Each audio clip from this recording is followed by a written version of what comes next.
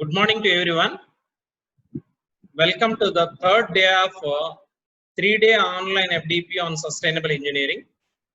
Today we have here Miss Minimal Karulla, Head Strategic Initiatives and Strategic Projects, India, Southeast Asia and Pacific Region, McAfee Environmental Solutions Private Limited, New Delhi.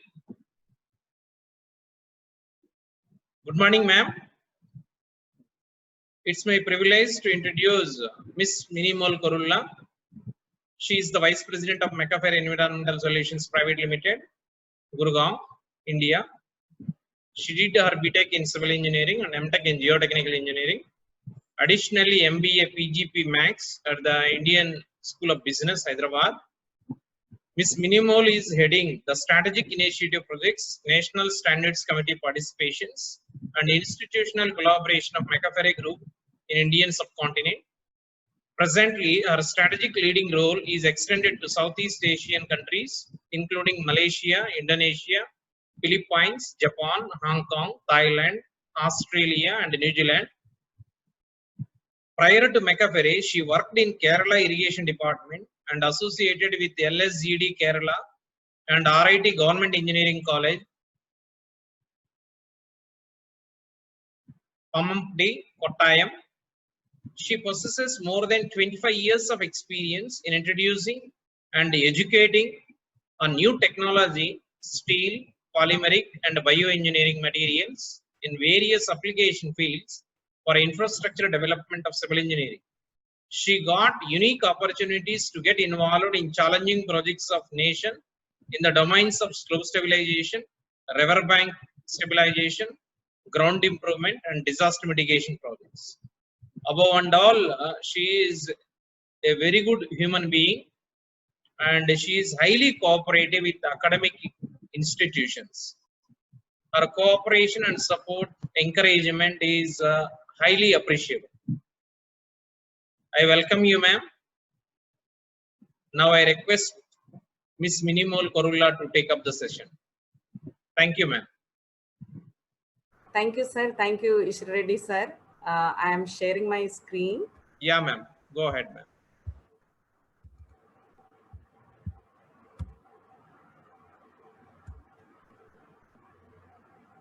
Yes.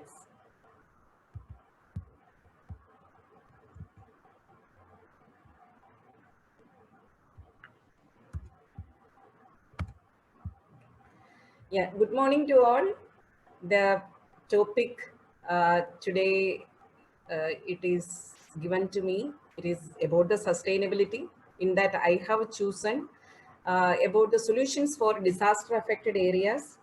One of the reason the last few years for different projects of McAfee, I am involved, and in that the most passionately I was working in certain projects where disaster affected infrastructures we were trying to give the protection, and many places it was not a complete stabilization as a civil engineer, but many times it was we were able to mitigate only. So that has really gone to the head why we are not able to completely eliminate the problem. How can we do that? And for that the answer is a very big campaign is necessary, especially in the education field. So that has prompted me, whenever I am getting a chance, whenever I am getting a platform, at least to share some ideas. And I am so much thankful to the organizers, Ishra Reddy sir and his colleagues, to give me this one more opportunity. So recently, I know that this map is not at all 100% clear to you, but it is not necessary, because you all know this. Nowadays, so many disasters are happening from 1995 onwards. If you're seeing the past 25 years or maybe 30 years, if we are taking, a lot of disasters has happened in India. And many states which were earlier thought as safe areas are now getting declared as a critical area for some calamities. So earthquake 2005, avalanche February again 2005, Puch earthquake 2001, flood Mumbai 26 July 2005, earthquake Latur 1993, tsunami 26 December 2004. So every state, some calamities happened if you are taking the last 30 years. And the assessment is like that the 50% of the total area of country is vulnerable to earthquake. Over 8% of Indian area, that is 40 million hectares are prone to flood.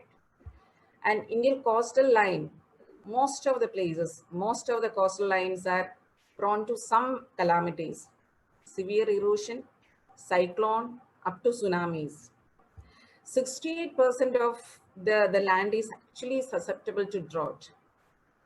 So is it necessary our engineering fraternity, especially the engineering education field, should we give a little more attention to the solutions for calamities? So vulnerability assessment, this is very important. As Ishwar Reddy sir kindly read out my bio sketch, I'm participating in a number of the standard committees with the Bureau of Indian Standard, ISO, and Indian Road Congress. And two committees are entirely devoted for the disaster management. So in that, many of the distinguished policymakers are there, experts are there, scientists are there. And the one thing what they are always telling, we should have a hazard rating map. So why? Because we have to judge the vulnerability of each area, because the same attention cannot be given to all places. Most deserving areas maybe sometimes it will be left with, and our attention and the funds and the care will go to some other areas. So the hazard rating is quite important. And these are hazard rating maps for earthquake, the maximum hazard rating that will happen in the Himalayan states. So if the earthquake zonal map from zone 1 to zone 5, in that zone 3 onwards seriously affect the design for a civil engineer or a structural engineer or a geotechnical engineer. Zone 3 onwards, if we are taking the combination, different types of load combinations, there will be the criticality will come in the earthquake loading combinations.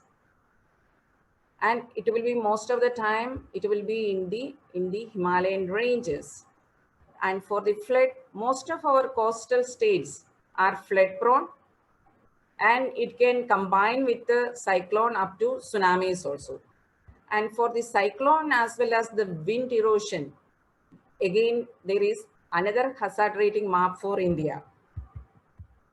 For the landslides, again, the seismicity will be making the Himalayan region the highly hazard rated portion for landslides. But it is not only for the Himalayan regions, it can happen for the Konkan region, it can happen for the northeastern states, but definitely the most severe landslides of kilometers movements that happens in the northwest Himalayas and northeast Himalayas. Again, drought, that is also a calamity. It may not be happening in the way a landslide happens or an earthquake happens. It may not be a sudden killer, but drought also is a disaster. And if that is not taken into consideration by the policymakers, by the planners, by the professionals of this country, the number of people who are getting affected by drought, that is also going to get increased. And 7 major disasters happened in India. This is just what a certain way of assessment is bringing the major disasters which has happened. 7 major disasters happened in India for the past few years. So Uttarakhand flash floods, then again Bihar flood disaster in 2007, Indian Ocean tsunami in 2004, Gujarat earthquake 2001, uh, Odisha cyclone 1999, and then Kashmir floods 2014. Okay, I have taken this to just to show that, see, after, if you are taking the 1 century is the major, the disasters, in that many of it are coming in after 99. So that shows that we are getting more and more prone to calamities, and it may be increasing if enough education is not happening, enough management is not happening, enough organizations are not involved in that, and finally if the people of India, we are not completely bothered about that, definitely the calamity will be increasing. So few snaps. So just to get that tone for us. Tsunami 2004. It was happened in the coastal areas, the Kerala, Tamil Nadu. These are the states which majorly affected, and it was a very gigantic calamity. Jammu floods, Nepal, I have just taken Nepal also, our neighboring country, which we can take as a continuation of our Uttarakhand. This was just before earthquake photos, 2015. I was there at that time, just before the earthquake. And maybe these places and all, I was just moving around. This is just after the earthquake. Uttarakhand, the 2013, all on a sudden, a flood disaster happened, and that has caused a lot of landslides. It all began with some glacial melting, but it was a series of disasters affected Uttarakhand, and still, from 2013 onwards, so much restoration works are going on, and maybe it will take another 10 years. This is one recently, which again I am engaged in this landslides, the NHPC Sikkim 2020. So the disaster areas in the photos, it looks quite dramatic, but let me tell that my experience is it's not easy to be in a disaster affected areas. It's really quite saddening, quite shocking, especially when you are seeing that so many are suffering because of not their fault. And even if we want to help, an immediate help is many times, it may not be possible. We'll feel quite helpless. We can do a lot of things. We can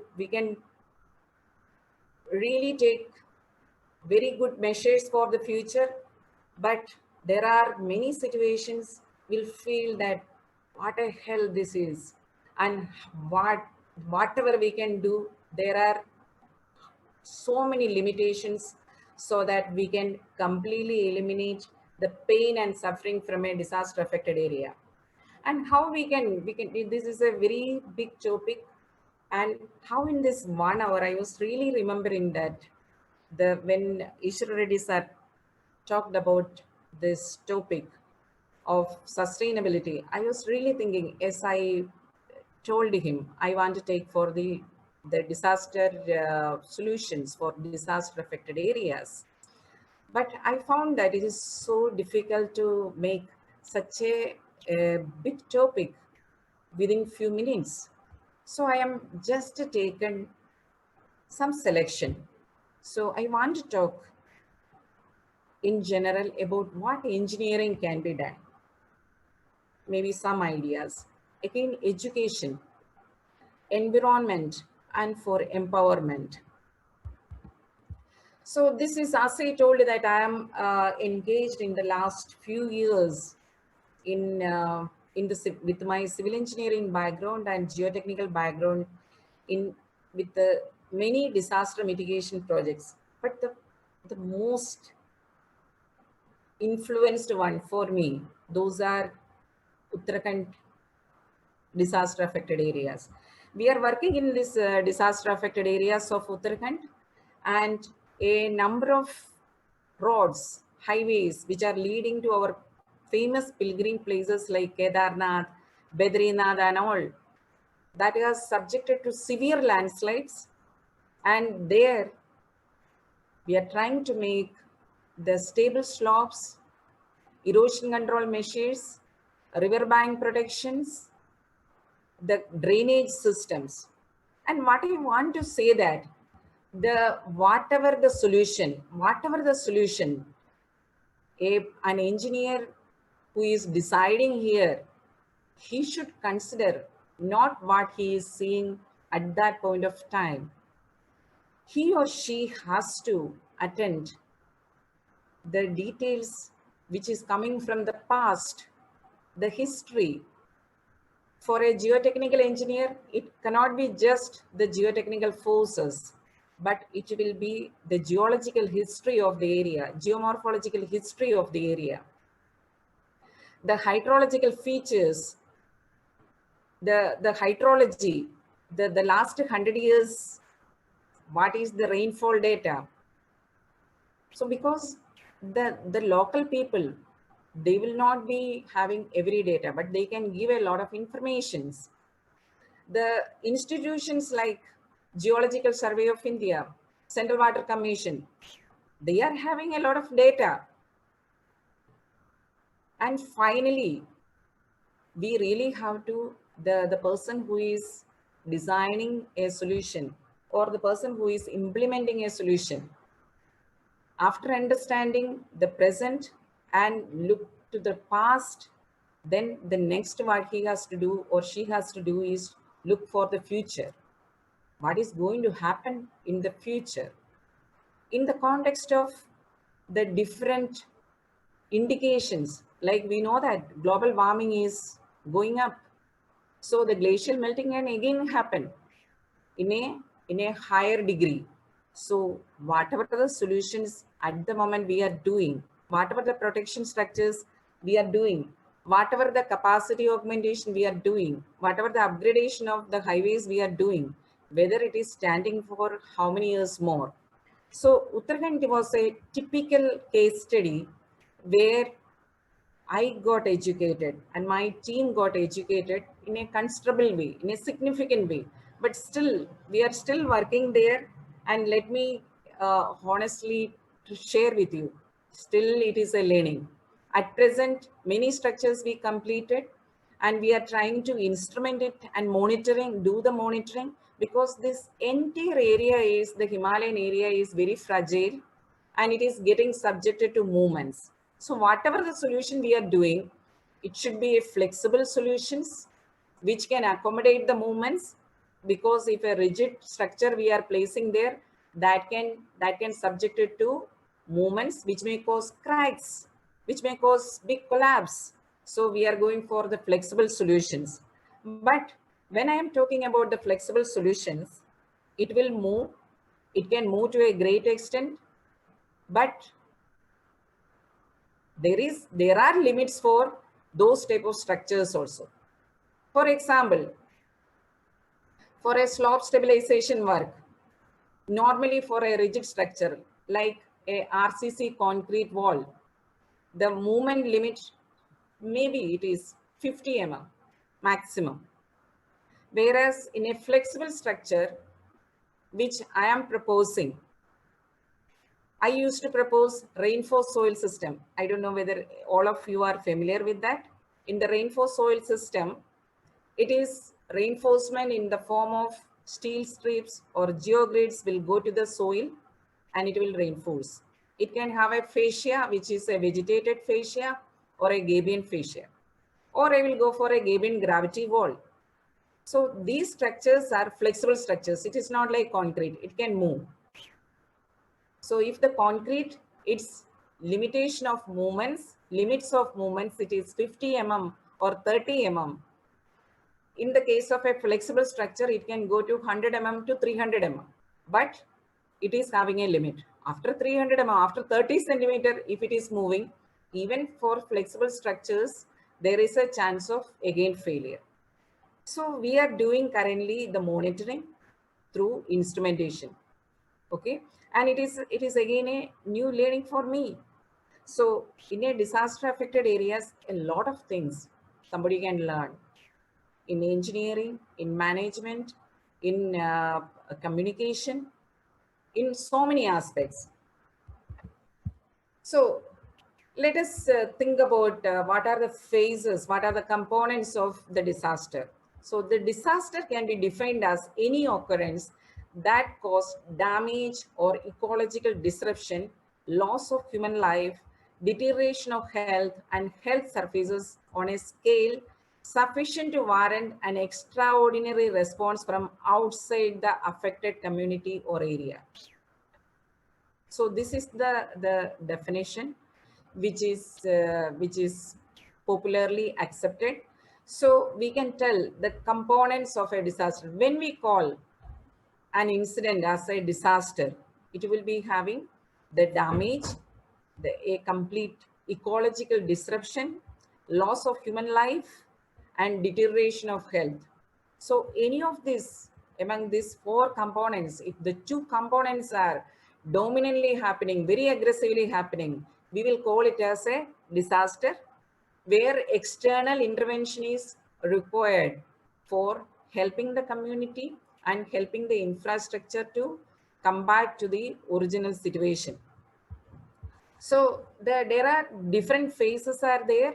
We can classify as pre-disaster response, the disaster time response, which will be most of the time we can call as emergency solutions, and post-disaster response. Okay, we will see in detail in the coming slides. So as I mentioned that most of the time in this type of calamity affected areas, for example, Uttarakhand floods, it can happen repeatedly. Kerala floods, I'm from Kerala. From 2018 onwards, all that safety feeling which I was having earlier about my place, that has really gone out. 2015 August, there was a big flood, and 2019 again it happened, and recently during the monsoon in Munnar, one of the hill station, it's almost 89 people lost their life. So this will be a cycle in those type of places. Again, Assam, Bangladesh, these type of places, every year in the monsoon time, the flood repeatedly happens. So it will be the disaster mitigation work will be something like a cycle. So there will be a pre-disaster phase where we are getting prepared. Then the actual disaster happens, and then reconstruction, rehabilitation, and relief. And by that time, again, we will come to know, by February, we will come to know, yes, in March, April, May, we have to prepare for the next monsoon. Then it is monsoon. Definitely, a number of emergency cases will come. How much we are prepared also, it will come. And then maybe from October, November onwards, that is seeing that how much it is aggravated in the current year. Again, introduce new assessment and new pre-disaster preparedness measures. So while the planning, organizing, and coordination and implementing, this cycle should be in our mind, how in each phase of the cycle, how the different activities need to be oriented.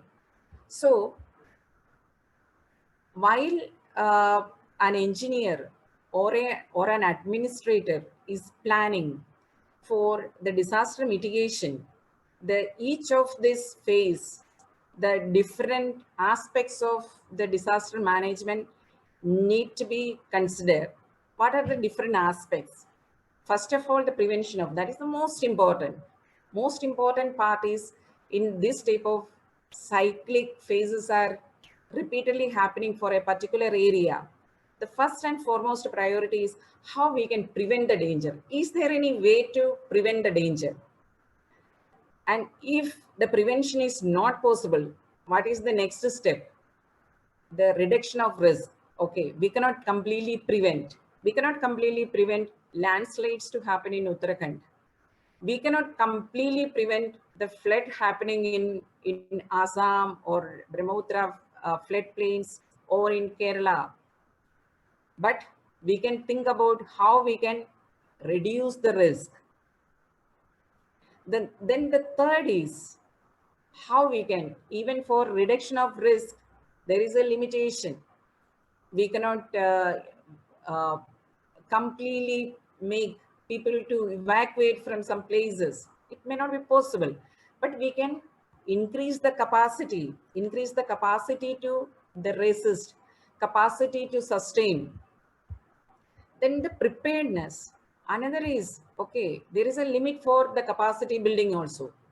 Still, the people will become vulnerable. The infrastructure will become vulnerable when a calamity happens. But what we can do, even at the dangerous point also, if one is prepared to take the risk, prepared to make things organized, then that is the next step. Then prompt responses. Again, how we can ensure that the prompt responses will be happening.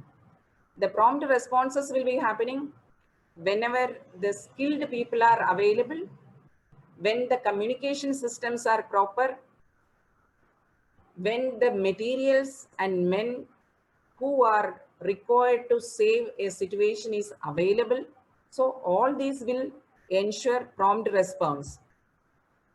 Another is magnitude assessment or severity assessment. If it can be predicted, if one the earthquake is predicted, okay, fine. If it is up to this scale, okay, there is no requirement of evacuation of people from buildings. Fine, we know that what should be done. And if the scale is higher, maybe an evacuation is required at the particular time. Again, the climatic predictions for rains or tidal changes, all these can help if it is clearly indicating the frequency as well as the magnitude as well as the severity are assessed properly. Evacuation, again, this is another component. We can tell that, yes, we have to evacuate at certain situations from the people from the calamity areas. However, that requires a number of steps. When we are evacuating, where they will live, where they will stay, how the amenities will be provided to them. Another aspect is how much we are prepared for the rescue operations. So whatever the evacuation happens, still in this type of emergency situations, the administration as well as the professionals should be prepared for giving the rescue, giving their own contributions to the rescue operations. Then finally rehabilitation, and once the disaster is subsided, we need to think about reconstruction. So now coming to the resilient. So what is the resilience term, why we have to bring here? Okay, because these are considered as, when we talk about environmental friendliness or resilience, our normal approach is that, yes, these are certain luxuries which children will learn in primary classes, or somebody will write in very sophisticated way, but that is not something which has to be adopted in normal projects. This is the real attitude. However, for a place like India, if we are not thinking about resilience now in this 2020, by 2030 or 2000, we will see that in our own lifetime, we may be able to see the severe after effects. So the term resilient refers to the ability of infrastructure systems to absorb disturbance and still retain their basic function and structural capability. So we can tell something is resilient, whether it is infrastructure, whether it is an organization, whether it is anything. It is resilient if it can absorb disturbance and still retain their basic function. I'm sure that you were hearing about resilience in the past lectures also, so I don't have to define too much. I have to just remind that. Resilience includes the ability to acquire new capabilities, perhaps emerging stronger from the struggle, whereas adaptation entails preserving existing resources. So this is the small difference between adaptation and resilience. Adaptation is I'm acquiring a new skill, or I'm preserving my skill. But in the resilience, I'm acquiring all the skills, all the new skills which are required to make me come out of the struggle and becoming more stronger, so that the next time when the struggle comes, I will be unaffected. Education for environmental care in different disaster domains may be different. And nature-based solutions such as conserving forests, wetlands, coral reefs can help communities get prepared for or cope up with or recover from disasters. They can also, that such type of preparedness, such type of education can also reduce the secondary impacts from non-climate related disasters like landslides. Okay, actually it is climate related, but it is normally categorized as non-climate related. And we know that, we all know that if we are not uh, doing human intervention in our hilly terrains, landslides will not happen. Most of the time, human interventions are causing the vegetation to get deforestation happens, and that causes the landslides. Otherwise, the normal glacial melting, normal floods, the our Himalayan ranges or Kongan ranges or Aravalli ranges, those are blessed with that type of vegetation, and those vegetation roots are preserving. The resilience is already given by the God to the nature. Who is interfering? Who is disturbing? We. And if we are having the proper awareness by the proper education, okay, many times we are illiterate, proper education, proper awareness is there, that can help to prevent a lot of disasters. Forest and other vegetation help to stabilize slopes and therefore reduce the risk of landslides. So we all know this, but what are we doing to preserve the vegetation? Especially when we are doing new projects. Wetlands can help regulate floods. Coastal vegetation and the natural features such as sand dunes and mangroves can provide protection from storm surges, strong winds, and cyclones. Healthy coral reefs can reduce wave energy during coastal storms. So all these are preserving wetlands, preserving coral reefs, preserving vegetation and forest. All these can give sustainability against the natural calamities. And proactive investments in risk reduction. So when we are talking about the climate, we have to preserve, the forest we have to preserve, there should be preparedness. One important part is this requires certain investments. So there should be, it is not only the financial investment. Of course, the financial investment has to be there for any project. There should be the regulatory bodies has to take a decision that for any projects, there should be one clause in the codal guidelines, in the government policies, that a portion should be 1% or 2% has to be devoted for the environmental preservation. There should be people who are having the skills which is developed from the school level onwards. And I would like to say that the for the education, definitely in the from the school level, it has introduced. It is nicely introduced. The today's generation, they will really talk about the importance of the afforestation, the importance of the needing the greenery. What is where it is lacking, it is for the grown-ups. And if we are not doing, we are not implementing it definitely it is, we are creating a problem to our new generation who is already educated. They are already educated. They will point finger towards our generation that you have not done it. You just educated in primary. You have not educated in professional level. You have not implemented or you have not written in the regulatory policies. So it is not too late. Now also we can change our path. Now I'm going to the phases of disaster management again. So the first is disaster preparedness. The preparedness should be in the form of money, manpower, materials, evaluation from past experience about the risk. Especially in this case, the local experiences are very important. For example, if I am involved in projects in Nepal as well as in Uttarakhand and in Kerala, in each places, the local people can give a lot of informations. So the disaster preparedness starting from again from the education and awareness from different modes. Then disaster impact evaluation. Next, rehabilitation phase. We need to see that the proper water supply, food safety, basic sanitation, personal hygiene, all these will come in rehabilitation phase. Then disaster recovery, successful recovery preparation, be vigilant in health teaching, psychological support. All these are important when it is affecting us and our family. We will understand that all these are so important. Referrals to hospital as needed, remain alert for environmental health.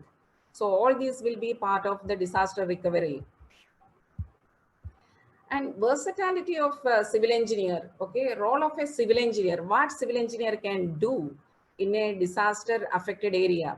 He can become the policy makers, he can become a part of it. He can act as a structural engineer because a structural engineer is having a lot of opportunities there.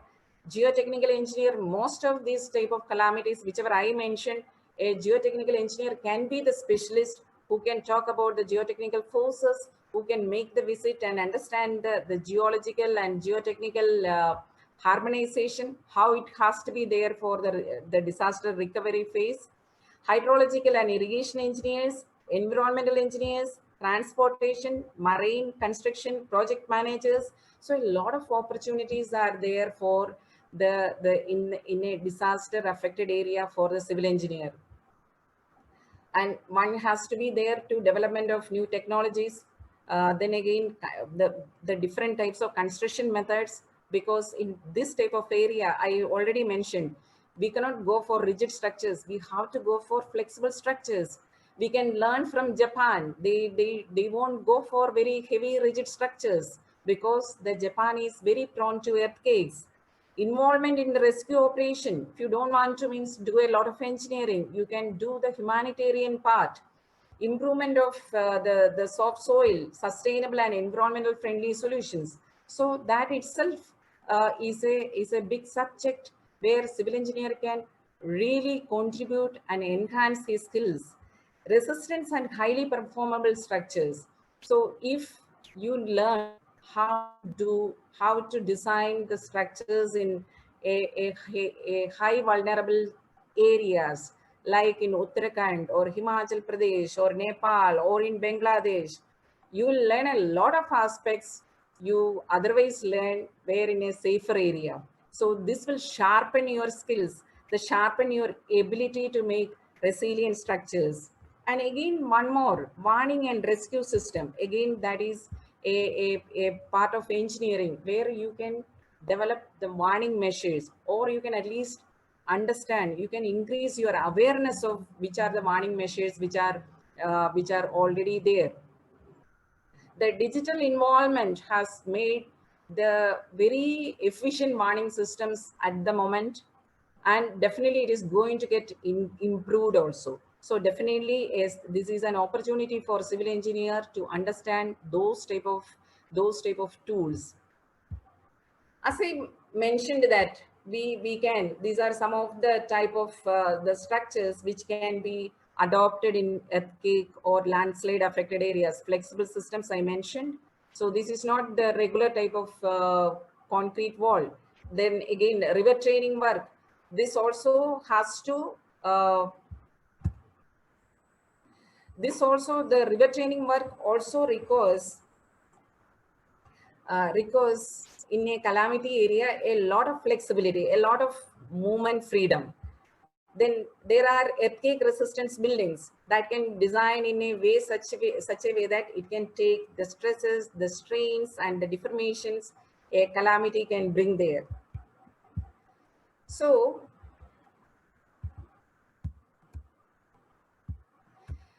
then the policies, there are the policy bodies are there, and they have to really make the different policies and use the existing policies for the effective management of the disaster affected areas, rehabilitation, and the reconstruction of structures there. It provides institutional mechanism for drawing up and monitoring the implementation of the disaster management. And this act ensures measures by various wings of government for prevention and mitigation of disaster. So what is the difference between prevention and mitigation? Prevention is completely stopping the disaster mechanism, whereas mitigation is we are not stopping it, but we are reducing the risk. This act provides for the constitution of different executive committees. So the Disaster Management Act of the Government of India, that is permitting that different committees can formed at state level, district level, and even local bodies level and in national level for controlling or the enhancing the disaster mitigation activities. And the act empowered the local bodies like panchayat, municipalities and all to get specific roles in disaster management. So this is also important to understand that which bodies are empowered to take action, to take the authority at the time of a disaster. So this is about how the institutional management is organized. There is national level institutions are there like NDMA as well as NEC.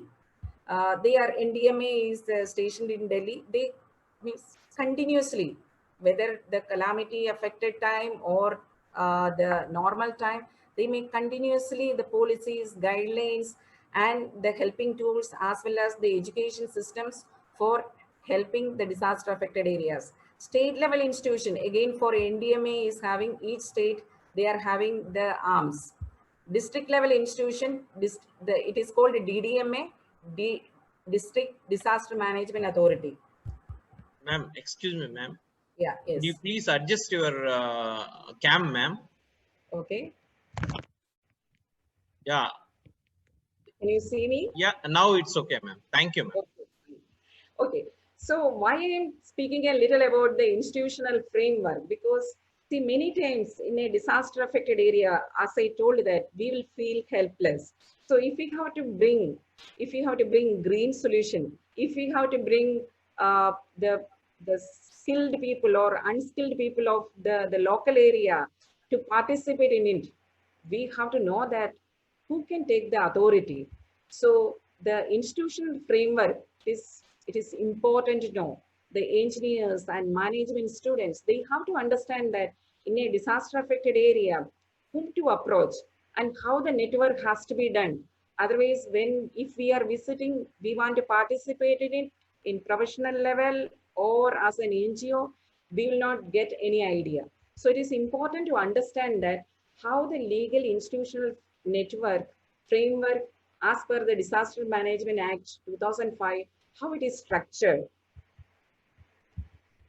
And this is the structure of the National Disaster Management Authority. It is available in the web, so I'm not going to the details of it, but how I would like to see that the engineering, the students, the faculty, the management students has to go and get familiar, at least the different levels. We need not have to know the micro level, but at least the different levels to understand that how these are working.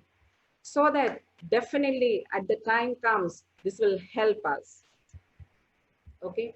And the national policy on disaster management, it focuses on the area where action is needed and the institutional mechanism through which such can be channelized. So that is exactly I was telling. So the function of the national policy on disaster management, it is specifically mentioning that to prioritize, because everything cannot be done, and how the different measures need to be channelized also. So there is the different institutional mechanism preparation. It will be having three parts. One is the national response plan, national mitigation plan, national capacity building plan. So these plans will be in different types of disasters. The one will maybe taking the dominant role and the other two may be giving the support. For example, for me, the most important is the national mitigation plan, because I am working for an organization which is working on mitigation measures. So I need to know that what is the government policies which is really helping, and how I can make, when I am telling I am using flexible structures, I am using forestation, vegetation methods, but I would like to see that how the government's national mitigation plan is supporting me. So, and role of government, definitely many times, you know, for any project to happen, the one who is in the field, we know that tender has to be first prepare a DPR, and then a tender will be floated, and the next will be the different contractors will be shortlisted, and then a consultant will be there who will be going for detailed design. Then there are the people, the material supplier, the contractors, everything will come in the picture. But many times in a disaster prone area, many activities has to happen, especially for a engineering firm. Many activities has to happen very fast. So the emergency works took green signal from the government. The government, as well as the ministers, as well as the IAS officers, they should have enough empowerment to execute such emergency decisions. So there is the government policies are there to, with the certain conditions, empowering them to take such decisions. Same for the state government as well as the district government system. I'm quickly going for that because I want to talk about the role of education in disaster risk management. Because for me, when I am thinking about how the resilience can be brought, so the first and foremost tool is the education. So why? The fundamental mission of education in this domain is to train the future generation of engineering managers and administrative heads to head the changes. The engineering or MBA students and IAS and IES trainees are commonly perceived as the future managers of the corporate and government bodies. The role of engineering education as well as the business education in disaster risk management comes from ability to transform communities to generate capacities. Professional managers will eventually become the decision makers and important actors in government and private sectors, and consequently the whole society. And disaster risk management demands a collaborative action between private sectors and other organizations for development. Then only resilience will happen. The private and public has to go hand in hand. By engaging engineering students and MBA students in disaster risk management concerns, they can make organizations to understand their corporate social responsibilities towards stakeholders. So 8 risk domains of enterprise risk management, where our skills are needed. In the operational level, in the clinical or health level, strategic level, financial, human capital, legal or regulatory level, technological level, and hazard mitigation levels. So 8 risk domains. The skill need to be, especially for administrative heads, the IAS officers, the engineering managers, they should have the clear outlook for all these aspects, not just engineering or not just administrative steps. The student can learn skills not only in research and technical field, but also develop a management expertise to handle such situation effectively. The communication and human management are the key success points in this type of situations. It involves strategizing and implementation plans and strategies before any impending disaster. the loss analysis and its prevention strategies to minimize the impact, at least in the coming years, strategic management, emergency planning procedures for pre and post disaster, human resource management, that will be the most challenging part, relief coordination and planning during the disaster as well as post disaster phase, risk assessment, economic ramifications, and financial statement analysis of the impact. So the employment opportunities, government sectors with emergency services, relief groups, law enforcement department, local authorities, insurance companies, disaster management cell of industries in high risk fields like chemical, mining and petroleum, fire departments, drought management, public sector, international organizations like World Bank, Asian Development Bank and all, which are offering their loans and funds for disaster mitigation works. And finally, if you want to be a researcher, I was having one junior in ISB who wanted to do the research in disaster mitigation, and I was actually few of the slides I prepared for him to make a part of his abstract. Again, for entrepreneurs, somebody who wants to be an entrepreneur to build a business from the ruins of it, it looks a little cruel, but definitely you can, if you are with a good mind, good heart, and you are means thinking that you can do something substantial for the people and the nature. You can even do your business also to do that. Entrepreneurs are creative and proactive bunch and especially good in problem solving. They are viable force that can accelerate recovery and rebuild efforts. They can work in tandem with the NGOs and government bodies to rebuild, reboot, and bring normalcy of the area. They can do social entrepreneurship and disaster risk reduction and opportunity in both pre and post disaster incident. They can try, and if they are having the preparedness even for the emergency activities also. So in the pre-disaster and post-disaster, there are a number of opportunities are there. This I try to list what an entrepreneur can do that. Okay. So, but I am not going to the details, but it will definitely change. And finally, a holistic plan with a top-down and bottom-up approach has to be there. While we are talking about the education, skill development, attentiveness, the health enhancement plans and all, the policies at the government level, the networking, the communication improvement. So the both direction, if it has to work, then only we will get a good ecosystem which will be resilient to mitigate the disaster and to enhance the resilience for further years as well as for future generation. And at the same time, there should be a micro level stepwise monitoring also is required in all the three phases: pre-disaster, during the emergency, as well as the post-disaster time. And the climate change, let me say that we think that the global warming and all this is not concerned with us. My native place, it is still okay. We cannot think like that, because the result of the previous generation thought like that. That is the tsunami type of big calamities happened because of that. So while we are doing all the different activities for the calamities in a short-term way, we really have to contribute and think about how we can reduce the climatic change, how the carbon footprint reduction. There are measures, there are certain committees, certain guidelines are getting prepared how to reduce the carbon footprint.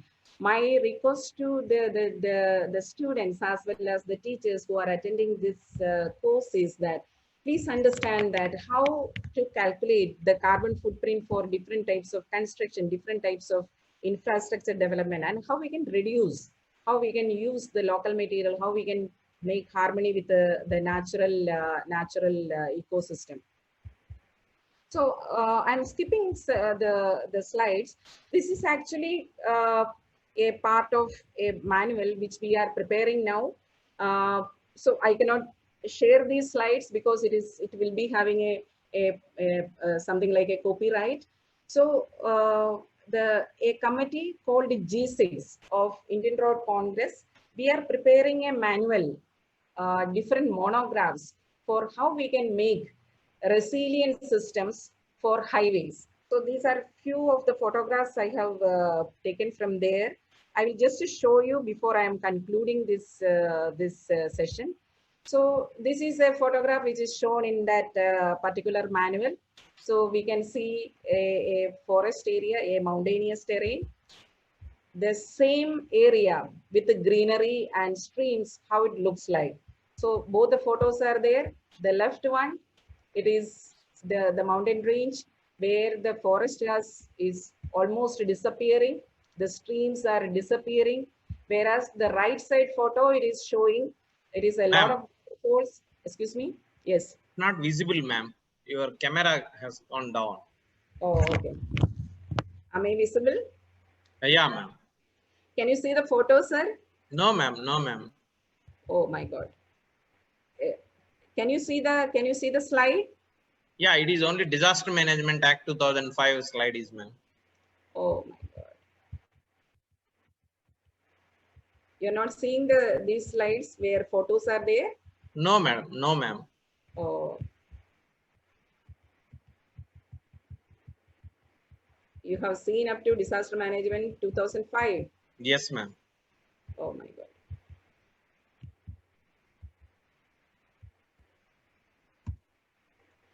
Can you see the pre-disaster and post-disaster, the comparison slide? No? No, madam. It's halted at Disaster Management Act 2005, ma'am. Okay. 28 number slide, ma'am. Oh.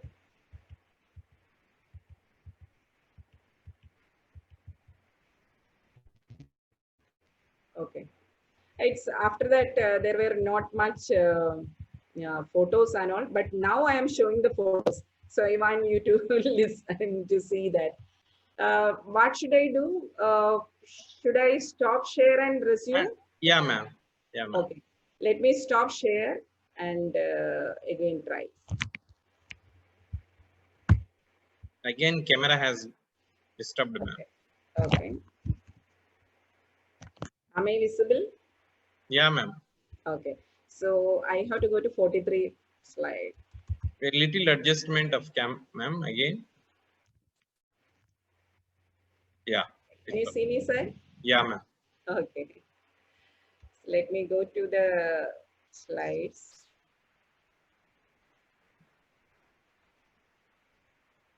If I was not mentioning about the photograph, you must have thought that I am talking about the same slide. Yes. Right? Good. Okay. So is it visible now? Yes, ma'am. Okay. All right. Okay. I was talking about this photograph. Sir, is the photograph visible? Yes, ma'am. Yes, ma'am. Okay. So this is an area, a mountainous area, which is really at present facing a problem of ecological degradation. Okay, so we cannot see any waterfalls or rivers or anything. We can see some vegetation, but it is degrading. Whereas this is an area where you can see a lot of vegetation, you can see waterfalls, and when we are comparing these two, so it is our decision that what type of a ecosystem we want to see in our hill roads. So definitely we don't want for a situation like the first one in any of the hill infrastructure, not only hill roads, any of the hill infrastructure.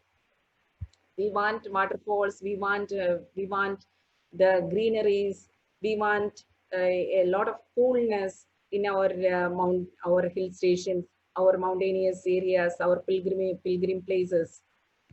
So again, this is we can see that multi-tier roads on unstable slopes, which are by themselves unsafe. So if someone who is having enough experience in geological or geomorphological areas, he will tell that this is completely unstable. The reason is that the way that the infrastructure is placed by doing the cuttings and fillings and all, It is completely non-engineered way. We can see a river body here, but it is not drained properly, and it can again cause damages. And wherever it is protected, that protection is causing again problems. So without a holistic approach, somebody is doing some infrastructure development, and that is causing the degradation of the entire ecosystem, which will cause further disasters. So one of the area which my organization working is, it is rockfall. Okay, and definitely in a year, a lot of energy people like me have to spare to make the people to understand that. So see, many times I have to tell openly, see, I don't want to do the business. Please let us don't talk about how I can sell something to you. I don't want to talk about that. I want to talk about how we can make a resilient system. So tomorrow you will call me again. Tomorrow other bodies who wants to prevent rockfalls, they will call me again. The reason is that at present in our country, the normal practice is wherever rockfall is there, put some shotcrete so that the fall will stop there. But whereas what I am advocating, or the organization which I am working for, what we are telling that, please don't go for that. Instead of that, let us try the mitigation measures which are not plaguing the water movement, or which are helping for revegetating, which is really requiring the careful planning and implementation. But that is rewarding. That is really rewarding, because such type of systems that can ensure a long-term stability and long-term safety for the infrastructure as well as the people. So while the selection of the solution, it should not be short term, it should be always long term, and it will be definitely rewarding for the nature as well as for your own self. So these type of photos and even the sites you can see in a disaster affected areas many times. And what happens usually when the departments, the designing, they will either design, if the someone concerned with the building, he will design how to make the foundation strong. Someone who is concerned with the roads, he will see that how the roads pavements can be strengthened, or the slopes can be strengthened and prevent the erosion.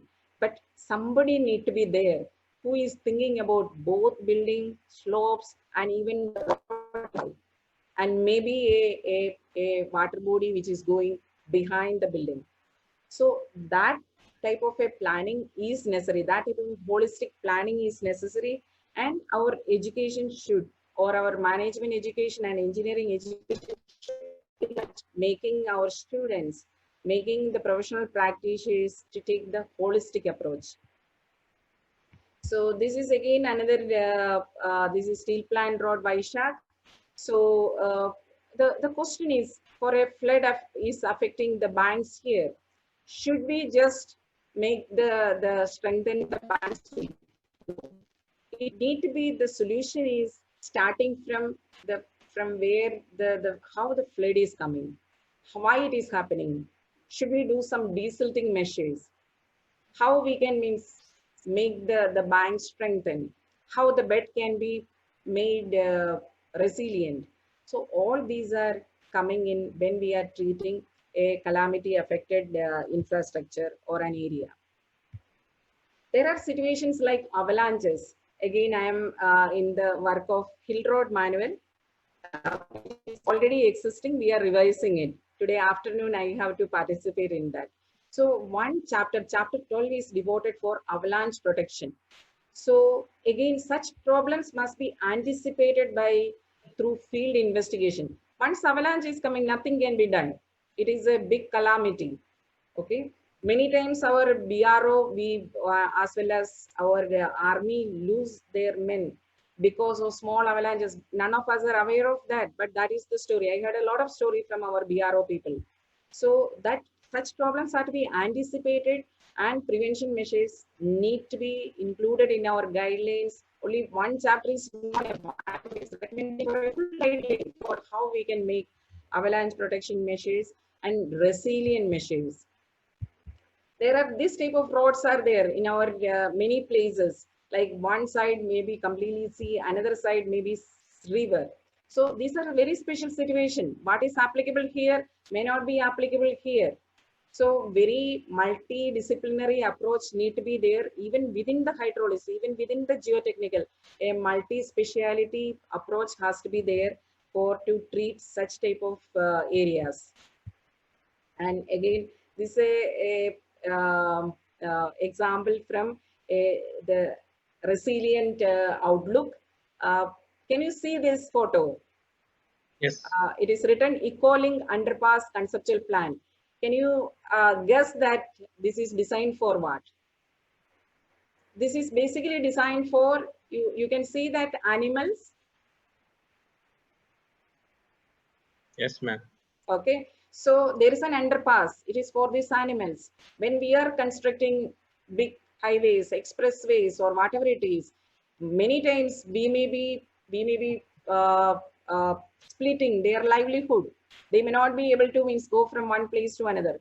Or when a disaster again happens there, they don't know where to go. So for them also, it is not only for the earth is not only for human beings. It is for all the species, all the animals and plants. And are we considering it? And the presently a policy is getting developed in government level to incorporate these type of.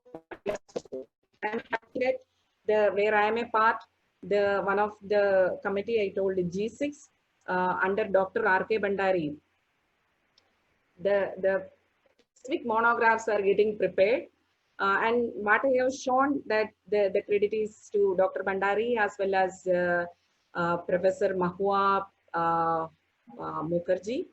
So they are preparing this particular monograph where these type of detailings are there. So now these are my concluding slides.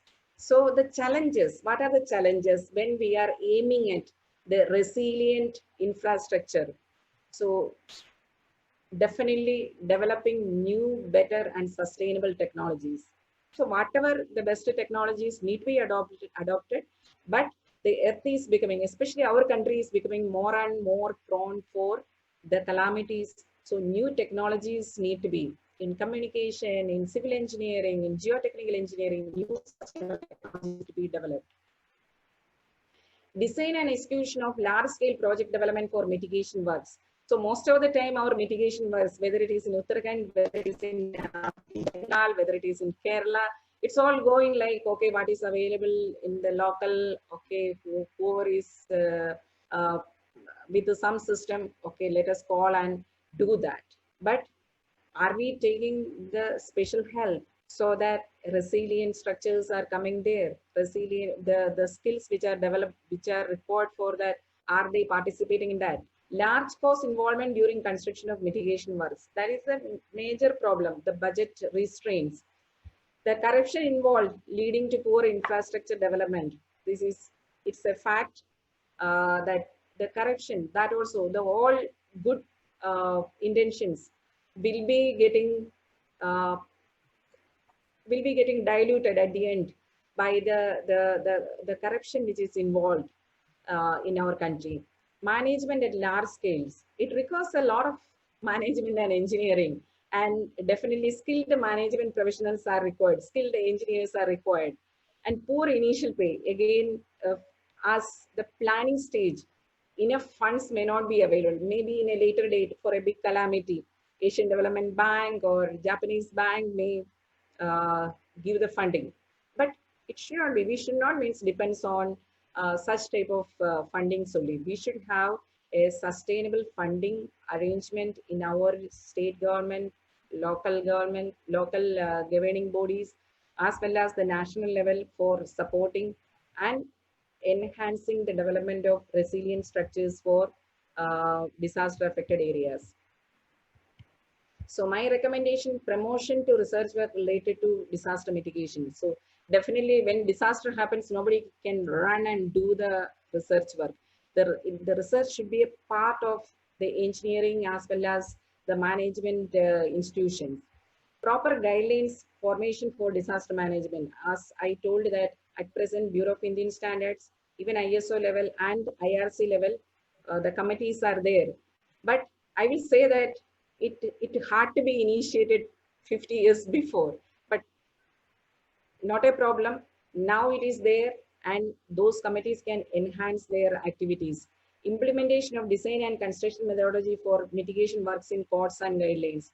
Proper supervision of construction works for better infrastructure. And micro and macro management system for proper functioning of the disaster mitigation system. That's it. Thank you. Thank you all the participants, and thank you the organizers for again giving me this time. And time is left for discussions, because I think one more session is there. Yeah, so I already took 15 minutes more. no issue, ma'am. No issue. Okay, all right. Yeah, thank you very much, ma'am, for your valuable lecture on disaster resilience and the sustainability concepts that are to be incorporated in each and every phase of disaster management.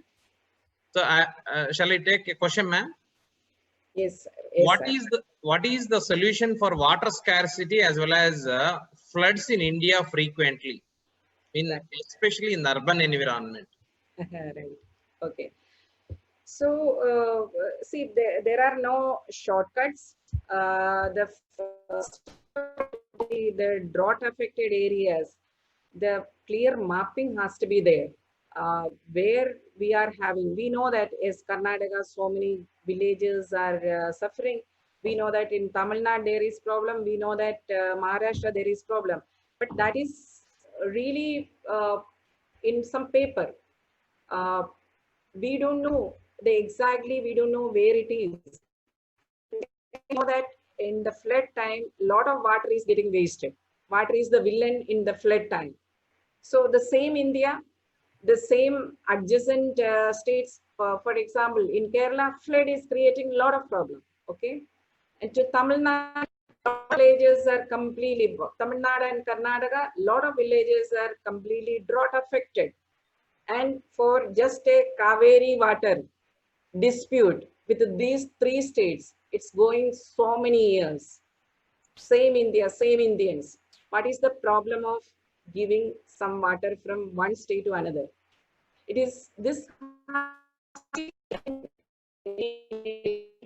enhanced level, and it has to be taken as the very important educational matter also. From the college level onwards, today's engineering student is tomorrow's decision making chief engineer. IAS trainee is the tomorrow's the administrative head who is giving the input to the ministry level. So they have to deal with this. Otherwise, civil engineering is developed to such an extent that all the problems like this drought and flood can be managed. We may not be managed something like glacier melting from Nepal, but we can manage the drought and floods, what is happening within the Indian states. I can guarantee that the civil engineering is having enough design methods, enough research output, but only the steps has to be taken. Only the step. If you are asking me how it is to be mapped, already mapping also is there. There are different economic research bodies are working in Indian states.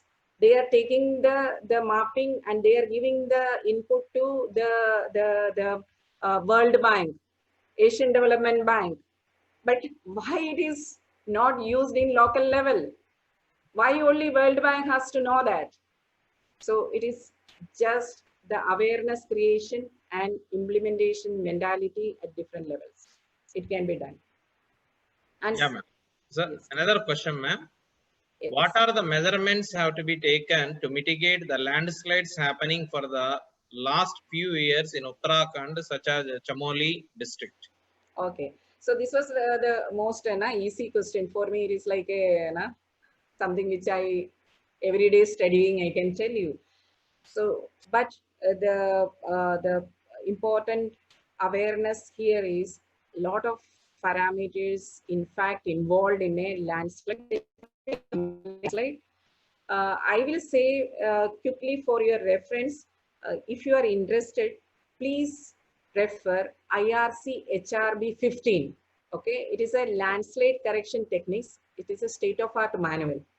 It is one full chapter is actually flow chart. Okay, it is showing the flow chart, how we have to collect geological parameters, geomorphological parameters, hydrological parameters, then our geotechnical normal C, phi, gamma, and RQD. Okay, our normal parameters what we learn, but it is beyond that. We really have to know up to geomorphological history. Okay, and uh, a lot of things we can do at this point of time through desk studies, because of the digital world is opening. A lot of reports are already available with the CWC, Central Water Commission, GSI, Geological Survey of India. They are having a lot of historical data, so we can collect that. But some of the data that need to be done in the site itself, okay, like geotechnical parameters, we have to see that whether we can do a undisturbed sampling or whether we have to go for a geophysical investigation, because it may be the places like Chamoli, it will be having a lot of heterogeneity in the rock outcrops and the soil strata. So the rock are stable, where it is weathered, where any joints are there, fault zone is there.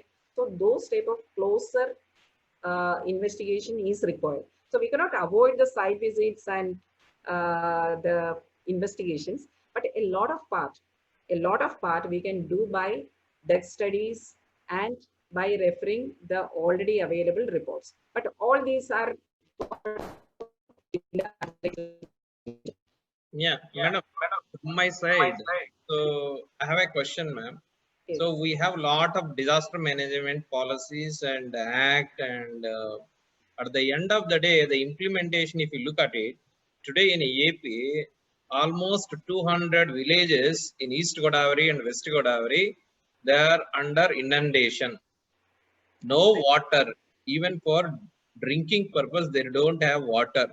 Yes, sir. No grass for animals. Okay, cattle. So where is the disaster management? It's very poor, sir. I will say that these are all in a system is there. Okay, as I have shown, NDMA, DDMA systems is there, but for whatever they are making the papers, and that is in the implementation level, it is not reaching. Recommending that our education, why in the BTech level, there is not a single course for the calamities. I will say that the last 20 years, I started working in the disaster areas. The learning has to be so high level, and till today I am learning. So why I opportunity to understand this in BTech level. I studied BTech, I studied MTech, I studied MBA. I'm doing a PhD. So, but in nowhere there is a syllabus which is showing that this is to be studied. Very fragmented. Somewhere I will study the hydrology, somewhere I will study geology, somewhere I will. So my request to you, who are having a lot of native work and all, we really have to tell the government that this has to be a part of the engineering curriculum in BTech level itself, not at PhD level or the specialization level. This should be a part of management education, not at somebody is doing a research or management research, but in all the management curriculum, this should be a part, because most of the time people doesn't know. The first, when a calamity happens, people are worrying what to do. What is not like all on a sudden happens. It is like a long-term story. But Ma- still people are not aware that what to do, what to do with the NDMA or DDMA policies, how to do it. So this has to come up to the education level, and people have to think about it. Like we are teaching our kids the environmental awareness. Don't use plastic. The same way it has to. It has to. If the drought has to be moved away, we have to have more check dams. We have to have the rainwater harvesting. We have to have the recharging of ground recharging. But we are not doing that. Okay, and the we have to bring back our forest. We have to make people to plant trees. If the trees are getting planted, Andhra Pradesh is blessed with a lot of rivers where the water has gone. It's because we have damaged the environment. We have damaged the nature. To bring it back. Ma'am, so my point is very clear, ma'am. We don't have localized disaster management force. Voluntarily, the members should come forward. For them, training has to be given. So neither state and disaster management force or central NDMA disaster management force, when they arrive here, the things will be in worse situation. Yes. So capacity building at regional level, local level has to be trained, and there should be voluntary members. So from NSS, NCC, NGOs, there should be conglomeration of all the members from the society, so that whenever there is a disaster, so automatically they will step in, and they should be linked with the government, local administration, and automatically, so they should work. So that will work, I think so, as per my knowledge. Yeah, totally agreeing, sir. See, some departments are having the provisions. They can stock nutrition materials and all, which can quickly done. But I asked a few of the chief engineers from different states what they are doing for WRD, Water Source Department. But the whole material they are doing in gunny bags. Okay, so but instead of gunny bags, if you can think about a little resilient material, every year they don't have to do that gunny bag exercise. They can think about how they can have those type of things also. They should have material which will be standing. And they should have some plans. Again, I wonder, madam, since almost 15 years onwards, all urban cities are inundated during floods, monsoon season. But every time we have a lot of discussions during that particular time. Later onwards, again, everybody forgets about it. There is no urban stormwater management. There is no action plan for that. Next year, again, it will inundate. So people will suffer.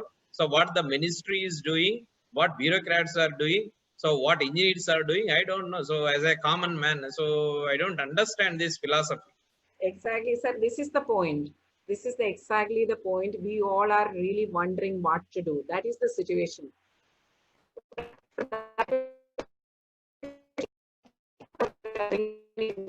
Or Mumbai, or it's all quite means pathetic. And wherever it is there, that is choked with the plastic or other waste. So there is no maintenance plan. There is no proper drainage plan. Compare with a small Bhutan. Please go there and see that they are also having very small drainage systems through the roads. But everywhere it is there. Every road is and is clean.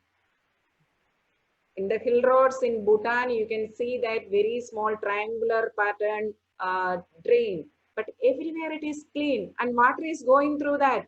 Clear water, you can see that, which you cannot believe after seeing places like. Even I heard that there is no traffic police. Yes, it is called a happy country. Okay, their happy quotient, bank balance is not the matter. Happy quotient is the matter. But for us, we think that bank balance is the matter. There is the issue, and our quality of life is so poor. Yeah, ma'am.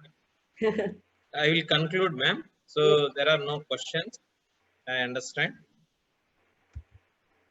Thank you, ma'am, for your valuable lecture. So I just consolidate what the lecture has given us.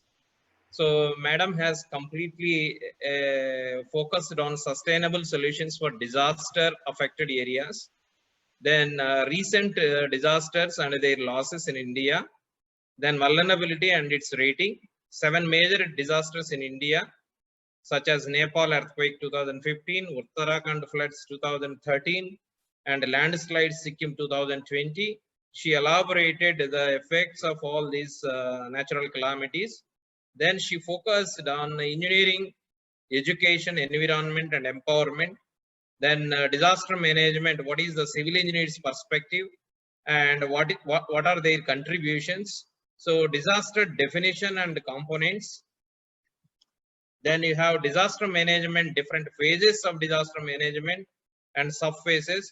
So pre-disaster preparedness and disaster phase and post-disaster phase. There is nothing but rescue, relief, rehabilitation and reconstruction. So the engineer's role lies in mitigation of the damage due to the natural calamities. Then engineering resilient infrastructure. So what is meant by resilience and how it is adapted. So adaptation is much more important for any resilient infrastructure to be developed. Then education for environmental care in disaster domain. Then proactive investments in risk reduction. Then phases, policies, education and management in disaster domain, role of civil engineers in disaster management, civil engineers technologies in disaster management such as earthquake resistant design, landslide protection, flood control measures, structural integrity evaluation and implementation, then slope protection. So lot of things wherever the civil engineering structure, the civil engineer is designed. So he has to imbibe sustainability concepts in order to reduce natural calamities. Then Disaster Management Act 2005, she explained in detail what the act says. Then infrastructure in hilly terrains with case studies. Then infrastructure in flood prone areas. Then infrastructure in avalanche prone areas. So how a civil engineer should consider sustainability in these type of challenging environments. Then challenges for sustainable development. So today the world is facing and the civil engineers are facing. Then finally her recommendations on sustainable concepts. So I thank you for your valuable lecture, ma'am. So I'm very happy that you have shared your experience with all the participants and students, practicing engineers and faculty members. So thank you very much, ma'am. So I am very thankful for your cooperation and encouragement, constant encouragement. So you are the only person from industry, so continuously supporting educational institutions in all frontiers. Thank you, ma'am. Thank you, sir. It is really two-way.